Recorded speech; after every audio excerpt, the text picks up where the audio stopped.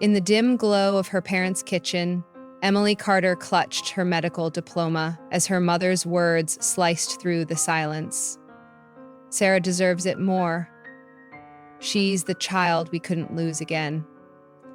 What dark secret had her family buried beneath decades of favoritism, and why was it unraveling now? Just as an unseen enemy threatened to destroy everything she'd bled for, a stolen research file, a hidden urn of ashes, and a twin sister's tearful betrayal would soon ignite a night no one could forget. If this tale of blood and lies grips you, hit that subscribe button.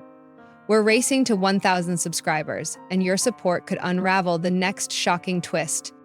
In the dim glow of her parents' kitchen, Emily Carter clutched her freshly framed medical diploma, the ink still sharp against the creamy paper, as her mother's voice cut through the silence like a scalpel.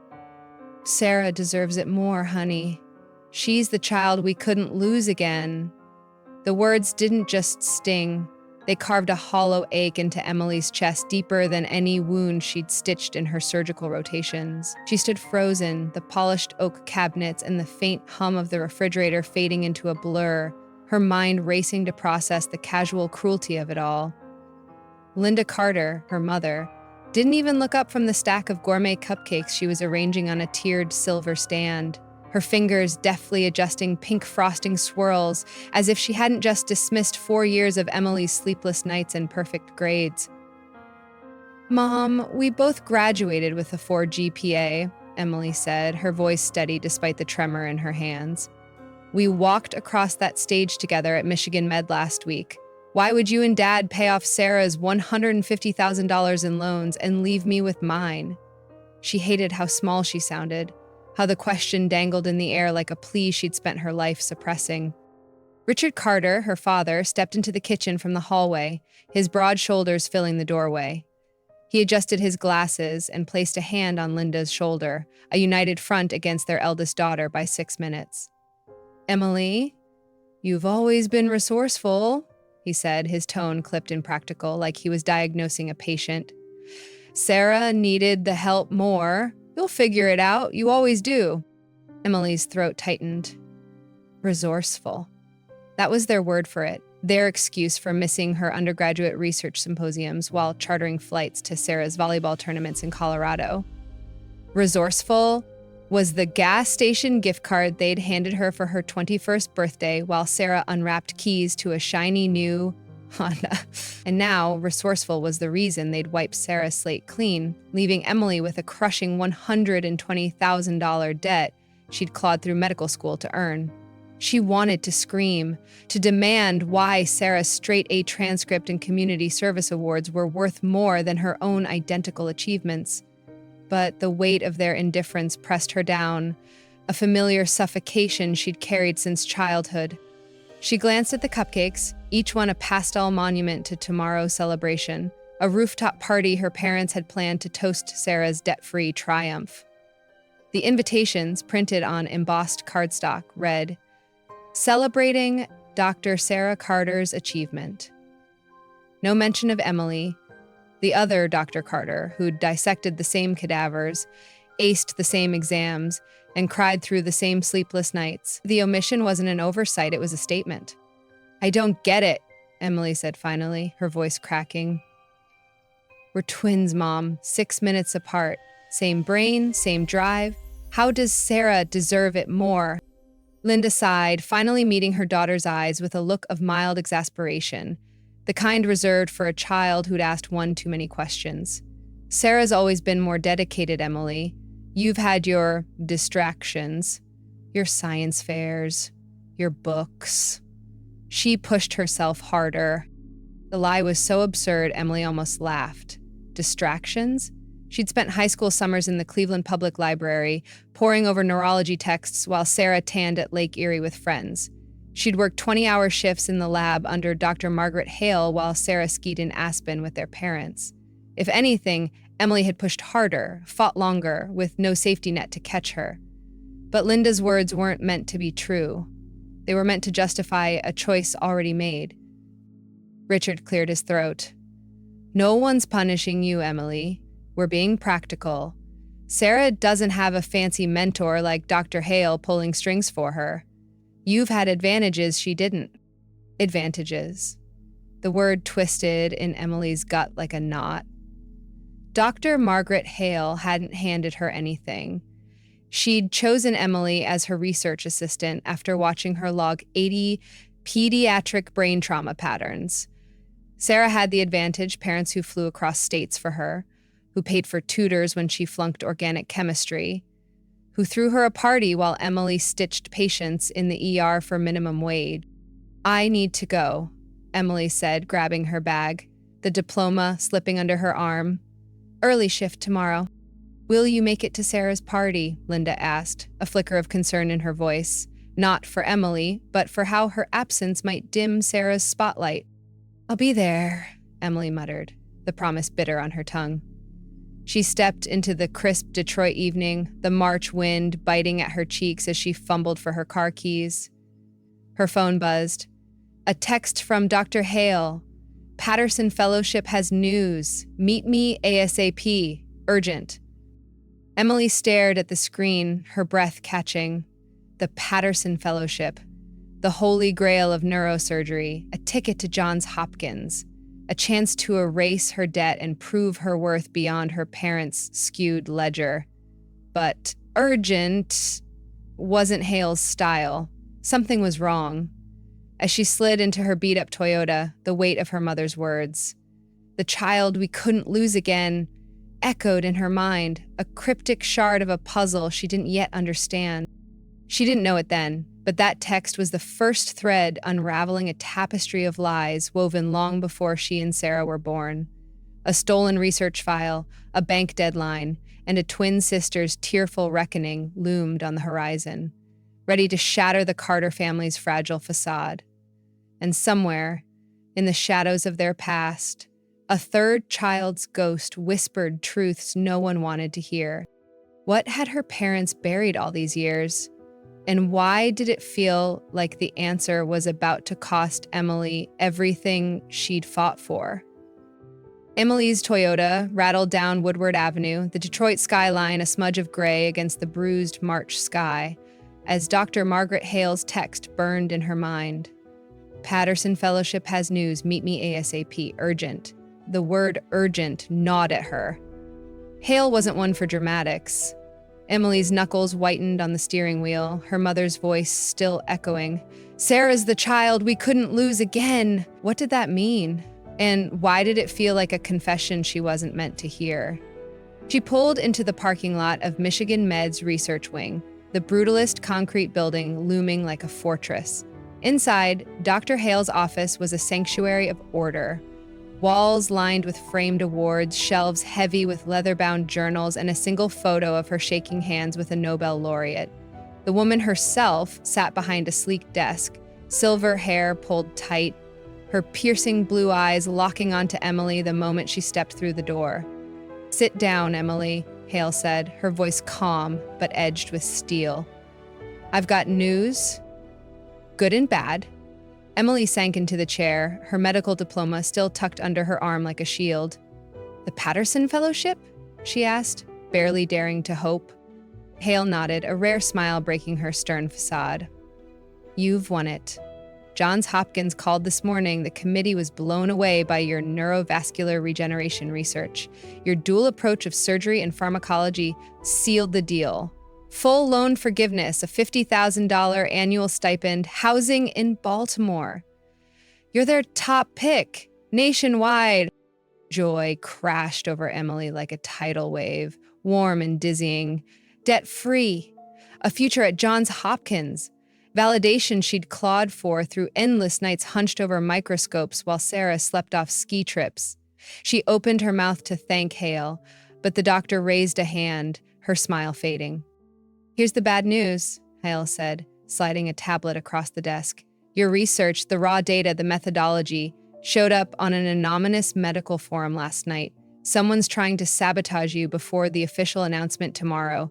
If the committee thinks you leaked it, or worse, stole it, they'll retract the fellowship. Your career could end before it starts."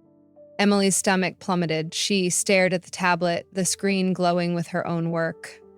Charts she'd painstakingly plotted, notes she'd scribbled in the dead of night, now splayed out for strangers to dissect. "Who would do this?"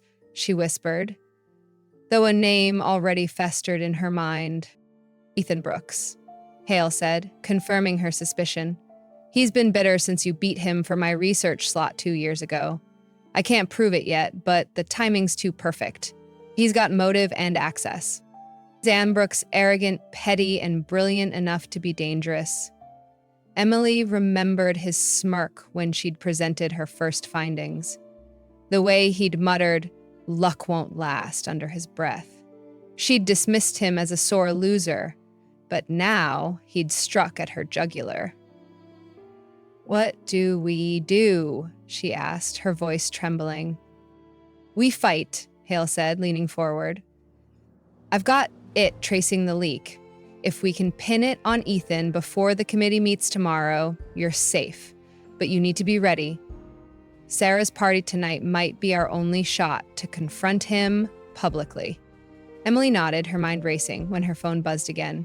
She fished it out, expecting another cryptic nudge from Hale, but froze at the anonymous email staring back. "Your data's just the start. Ask your mom about the third birth. She knows why you're expendable." The words hit like a punch, each syllable dripping with malice. "Third birth," Emily murmured, her pulse hammering. She and Sarah were twins, born 6 minutes apart in a Cleveland hospital 26 years ago. There'd never been talk of another sibling, yet her mother's words from the kitchen replayed, "The child we couldn't lose again." A memory flickered, 5 years old, tiptoeing past her parents' bedroom, hearing Linda sob, "We can't lose another one." She'd thought it was about a patient, but now... "Emily," Hale's voice snapped her back. "What's wrong?" She handed the phone over, her hands shaking. Hale's brow furrowed as she read. Then she tapped the screen, pulling up metadata. "Sent from a campus server," she said. "Ethan's sloppy or desperate, but this third birth line, it's personal. Too personal for him to know unless someone fed it to him." "Someone like my mom?" Emily asked, the question tasting like bile. Linda had worked as a nurse at Detroit General decades ago. Could she have crossed paths with Ethan's family? Or was there a deeper betrayal buried in the Carter household? Hale's eyes narrowed. "Maybe. I don't trust coincidences. You need to talk to her. Now." An hour later, Emily stood in her parents' living room, the air thick with the scent of lavender candles Linda had lit for Sarah's party prep. Richard was upstairs, but Linda froze mid-step, a tray of champagne flutes clinking in her hands, when Emily spoke. "Mom, what's the third birth?" she demanded, her voice low but unyielding. "I got an email about my research being leaked, and it told me to ask you. What are you hiding?" The tray slipped, glass shattering across the hardwood floor like tiny explosions. Linda's face drained of color, her hands trembling as she stammered. "What are you talking about, Emily? That's nonsense." "Don't lie to me," Emily snapped, stepping closer. "You said Sarah was the child you couldn't lose again. Was there another baby? Did you lose someone before us?" Linda's eyes darted to the stairs, then back to Emily, wide with panic.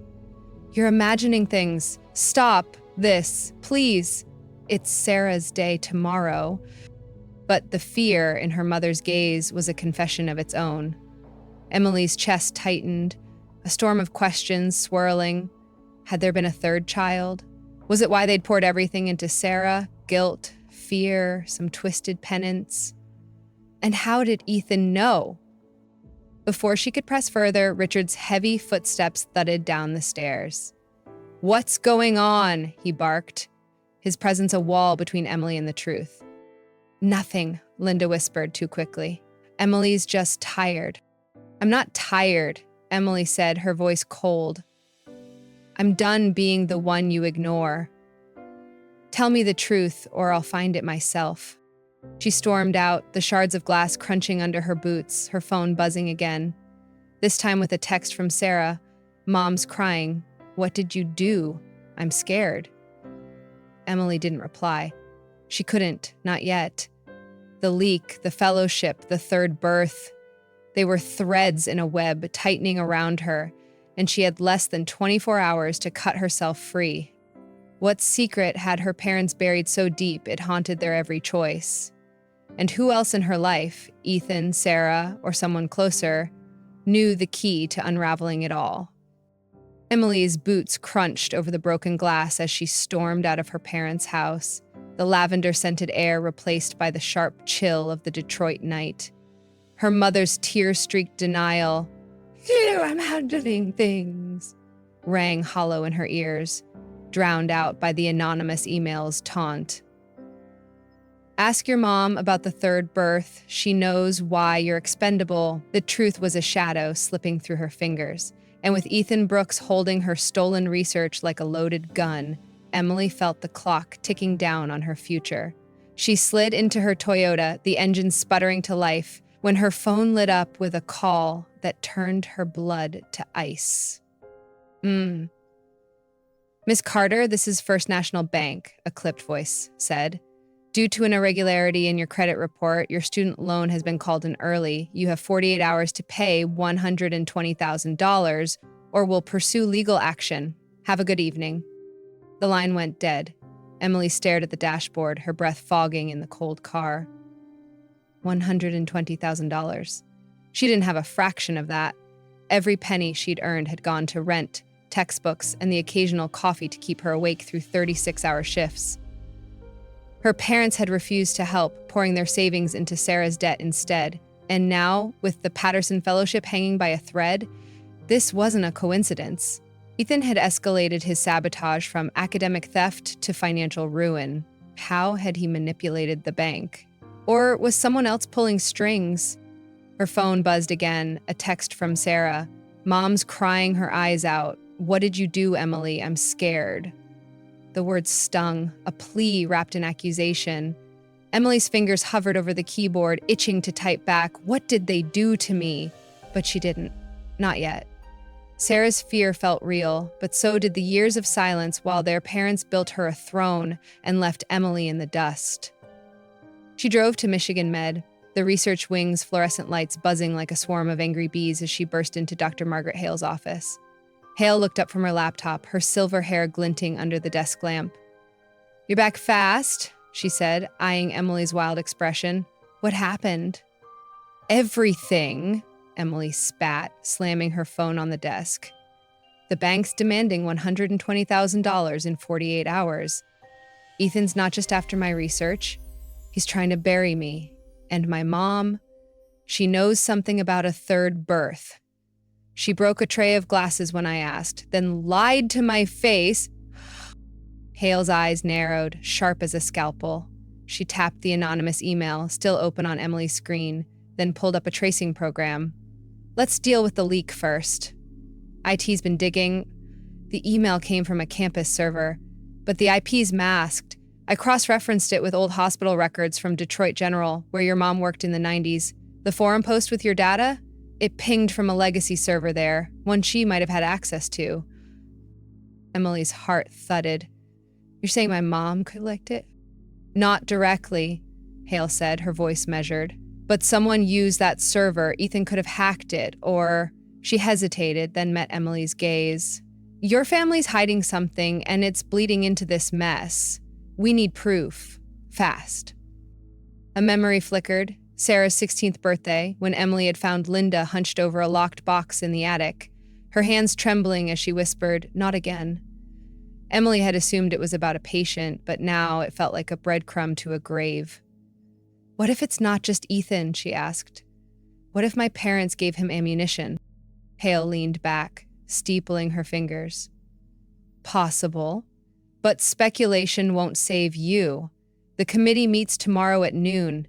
Ethan's counting on them seeing the leak before we can counter it. Sarah's party tonight is our shot. He'll be there. Bragging, no doubt. We confront him, expose him, and I'll announce the fellowship to lock it in." Emily nodded, her mind a tangle of dread and determination. "And my mom?" Push her later, Hull said, one fire at a time. But the fires were merging. Emily drove home to her cramped apartment, the radiator clanking as she sank onto the sagging couch. She pulled up Sarah's text again, her sister's words glowing in the dark. I'm scared. For a moment, she saw Sarah at 12, sobbing after a volleyball loss, while Emily sat alone with her science fair trophy, unnoticed. Had Sarah ever questioned their parents' favoritism, or had she just accepted it like air? She typed a reply, "We need to talk, tonight," then deleted it. Instead, she dug through her email, finding the bank's notice. A line buried in the fine print caught her eye. Credit irregularity reported by third party, ID withheld. Ethan didn't have that kind of pull. Someone with leverage did. Her father? A hospital contact? The questions piled up like bricks, walling her in. Her laptop pinged. A new message on the form where her research had leaked. Anonymous again. Check the attic. The urn knows. Emily's breath hitched. The attic, where Linda had clutched that locked box years ago. Was it tied to the third birth? And how did this shadow know her family's secrets? She grabbed her keys, ready to race back to her parents' house, when her phone rang. Sarah's name flashing. Emily answered, bracing herself. "Emily?" Sarah's voice cracked, barely a whisper. Mom's locked herself in the bedroom. Dad's yelling about some old hospital file. What's happening? Please tell me. Emily's grip tightened on the phone. "Sarah, did you ever hear about another kid?" "Before us."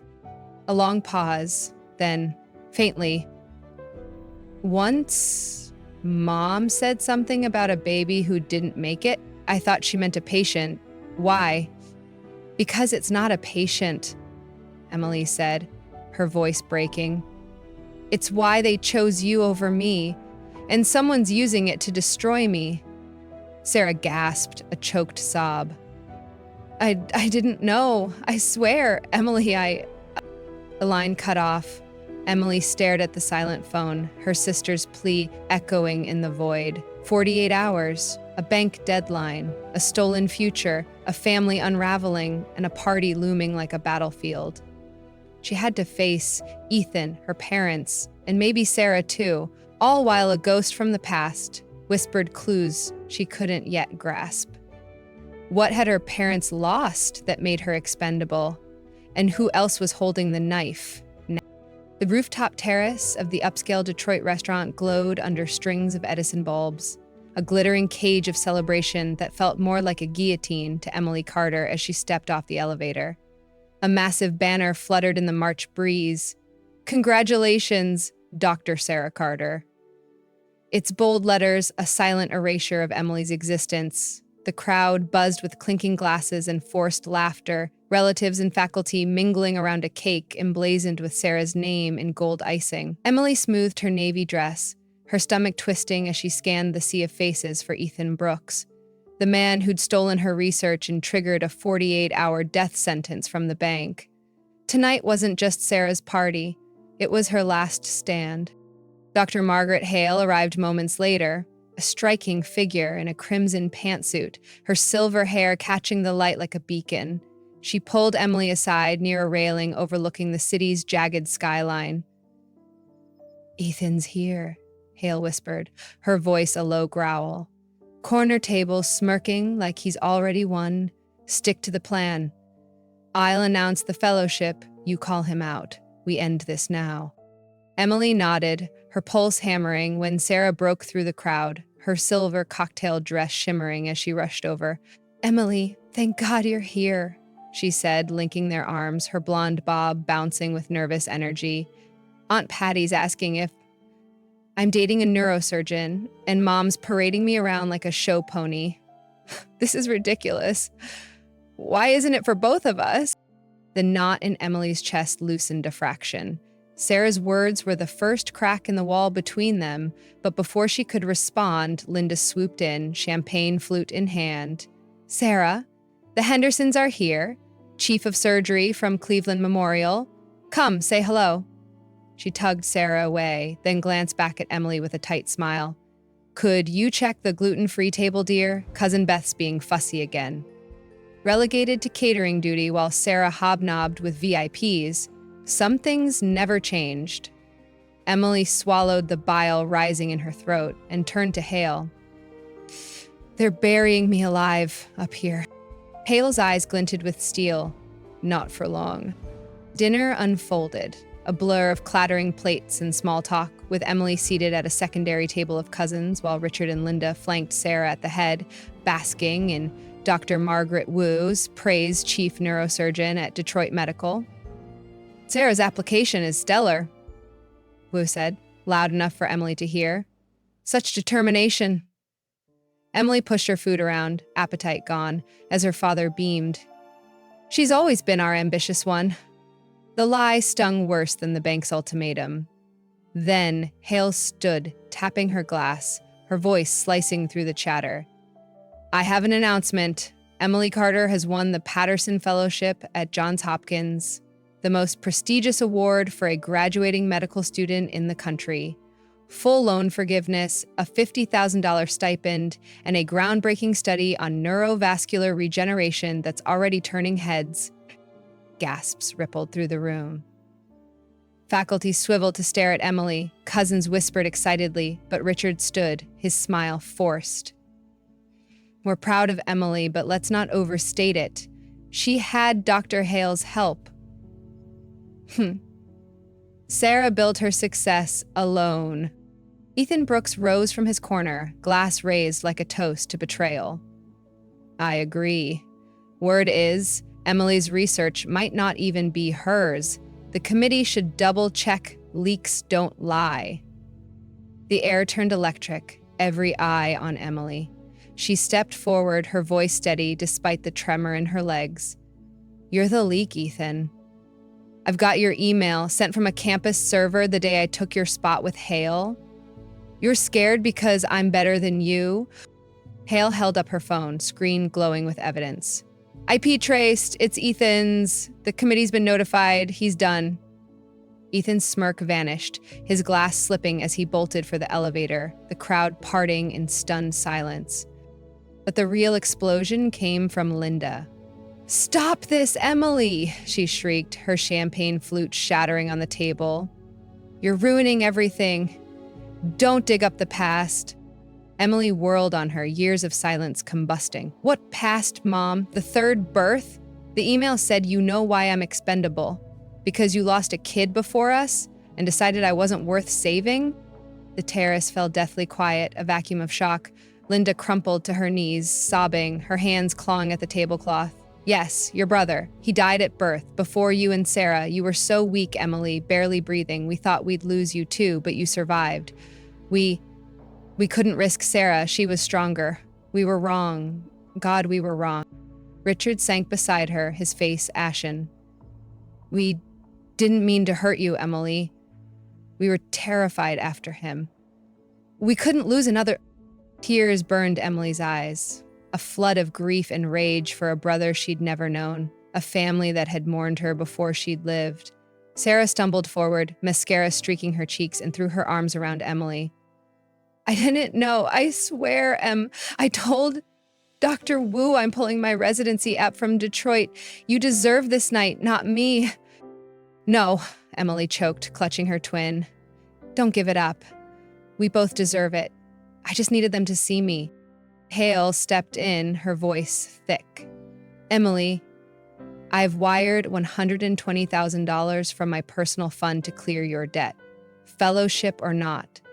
You're the future of this field, and I won't let anyone take that from you. The crowd erupted in applause, raw and real, faculty surging to congratulate Emily, while Richard and Linda huddled together, their perfect narrative in tatters. Sarah clung to her, whispering, I'm so sorry, as Emily felt the weight of 26 years lift and crash around her. A dead brother, a sabotaged dream, a sister's sacrifice. The truth had broken open, but at what cost? And who else knew the ashes of that lost child still haunted her family's every choice? The rooftop terrace dissolved into chaos after the truth shattered like Linda's champagne flute.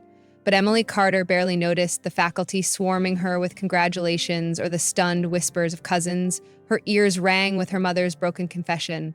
"We thought we'd lose you too," and Sarah's trembling vow to abandon her Detroit residency. The Detroit skyline glittered below, indifferent to the wreckage of her family, as Emily stood rooted beside Sarah, their hands clasped tight, tears mingling in the March wind. Dr. Margaret Hale's words, "I've wired $120,000 to clear your debt," echoed like a lifeline. But the weight of a dead brother she'd never known pressed heavier than any bank notice. Ethan Brooks was gone, his sabotage exposed, his footsteps a fading echo down the stairwell, but whispers lingered, rumors sparked by his parting shot as he fled. "Ask Linda about the hospital data she sold in '98. You're so saint," faculty murmured, heads tilting toward Linda and Richard, who knelt together near the ruined cake, a tableau of guilt and grief. Emily's chest tightened. Had her mother's past fueled Ethan's attack? Or was it another lie from a desperate man? The next morning, Emily drove back to her parents' house, the silence in her Toyota thicker than the fog rolling off the Detroit River. She'd barely slept, replaying Linda's sobs, Sarah's sacrifice, and the anonymous email's taunt. "Check the attic. The urn knows." She parked, her boots crunching gravel, and slipped inside with the spare key. The house was still. Richard at work, Linda likely nursing her shame in bed. Emily climbed the narrow attic stairs, each creak a heartbeat, until she faced the locked box she'd seen Linda clutch a decade ago. A rusty screwdriver from the garage pried it open. Inside, nestled in faded velvet, was a small urn, its brass surface etched with a single date, March 3rd, 1998. 3 days before she and Sarah were born. A folded birth certificate slipped out. James Richard Carter, stillborn. Her brother. Emily's knees buckled, and she sank to the dusty floor, clutching the urn, tears spilling onto the cold metal. They'd lost him, and somehow, in their terror, they'd lost her too. Marking her as the weak one, the expendable twin. Her phone buzzed. "Sarah, I'm at the hospital, pulled my residency app. Mom's a mess, keeps saying she failed us both. Where are you?" Emily typed back, fingers trembling. "Attic. Found him. James." A pause, then Sarah's reply. "I'm coming home." An hour later, Sarah burst through the attic door, her face pale, eyes red. She dropped beside Emily, staring at the urn. "James," she whispered, tracing the date. "They never told me his name. I thought it was just a story." "They were scared," Emily said, her voice hoarse. "Scared I'd die like him." "So?" "They bet everything on you." Sarah shook her head, tears falling. "I didn't ask for that, Em. I didn't know I was stealing from you." She grabbed Emily's hand. "I'm not taking their money anymore. I'll do a residency somewhere small, on my terms. You taught me what real strength looks like." Emily pulled her into a hug, the urn between them, a silent witness to their fractured past. "You don't have to prove anything, Sarah. Just don't let them define you either." The doorbell rang. Richard and Linda, back early, their voices rising in panic downstairs. Emily tucked the urn into her bag and the twins descended, steeling themselves. Linda gasped when she saw them, her hands wringing a tissue to shreds.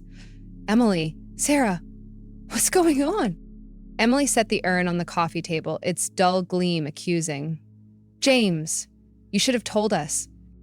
Linda collapsed onto the couch, sobbing. "We couldn't. He was gone so fast. Then you were so weak, Emily, hooked to machines." Sarah cried, loud, strong. We thought she'd survive anything. We were wrong about you." Richard knelt beside her, his glasses fogging with tears. "We got you this," he said, sliding a rose gold watch across the table, identical to Sarah's birthday gift years ago. "We've been fools. Forgive us." Emily stared at the watch, its ticking a hollow echo.